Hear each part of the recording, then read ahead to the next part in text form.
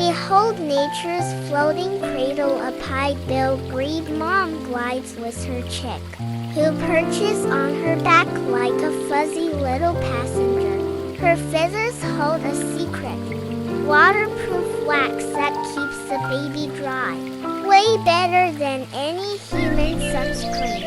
Nearby, an egg rocks gently. Mom checks on it constantly, as if counting down to a new sibling. At 500 grams, she carries her 5 grams chick, like it's nothing.